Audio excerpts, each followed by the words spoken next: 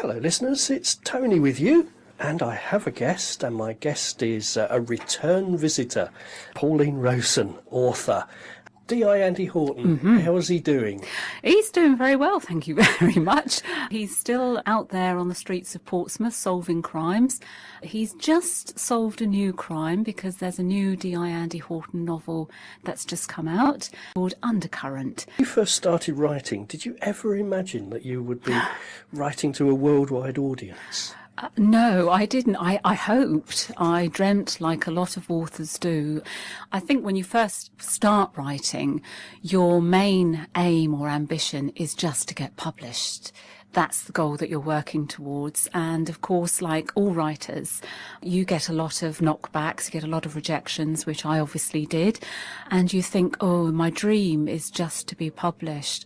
Your next dream is, once you are published, is to get the second one published. And you hope that it will go on, but I don't think you ever sort of really believe that you can then continue writing and reach such a worldwide audience as Andy Horton has done. So I'm very pleased, yeah. What year was the first Andy Horton published?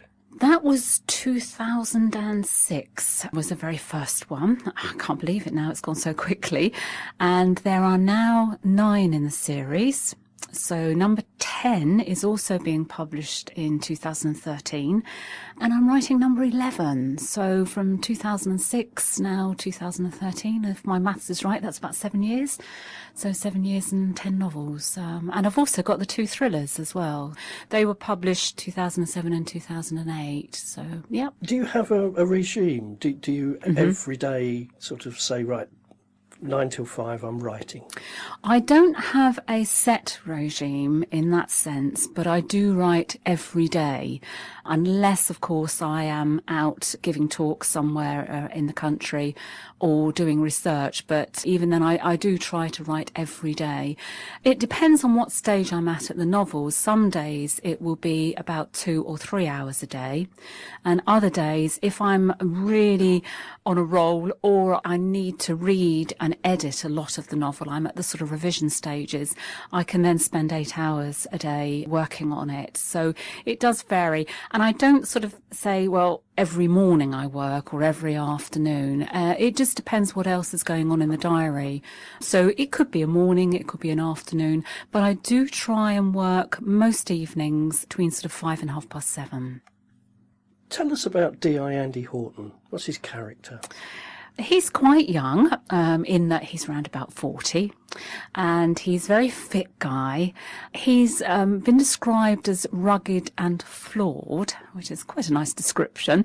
But yeah, he's fit, he's about 40, he rides a Harley Davidson, and he lives on a yacht in Southsea Marina in Portsmouth. He's quite a complex character in that he is illegitimate, he doesn't know who his father was, and his mother walked out on him one November day in 1978 and abandoned him really to the social services and children's homes and foster homes. So he doesn't know what happened to her, and he doesn't know where she is. And because he's been raised in children's homes and foster homes, he's got this real need to belong somewhere, to belong to some kind of family. And of course, the police service has fulfilled that need in him. It's really the only family that he has. But although he has this real need to belong, because of his upbringing, he's always slightly on the outside. He's a bit of a loner in a way, and he has this, as I said, desperate need to belong. But he's a bit of a maverick cop. Although he's in the police force and he needs the police force, he never quite conforms either to the rules and regulations, which really gets up the nose of his boss, who's a DCI Lorraine Bliss, who's a stickler for the rules and stickler for procedure. So you have this conflict as well going on between the personalities. So, but he's a fearless character. He, as I said, if he doesn't conform to all of the police rules and regulations, he does go out on a limb and gets himself into all sorts of trouble. Who would play him in a film or on TV? Oh, that's such a difficult question because I've been asked that many times. How I see Andy Horton may not be how the readers see Andy Horton, although getting the feedback that I do from readers, I think they've more or less sussed him out as the way I see him. And of course, if it does get taken up by a television company, then they could put somebody in who's completely different.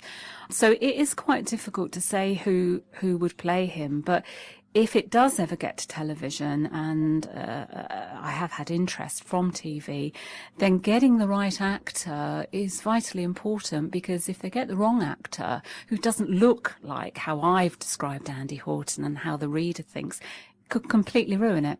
My husband always says Daniel Craig, but I said, well, I think he's a bit too busy at the moment. Well, wouldn't he be a bit too suave? I think so. A bit too yeah, sort of clean cut? I think so. I think somebody who's sort of fairly rugged, fair, rugged, quite tallish, and as I said, very fit. So, yes, I think he is. I also don't think he's sort of like, I don't know, his physique isn't sort of big enough, and he's not bulky, but he is quite muscular. So I'll keep looking. Keep looking. The right man will come along.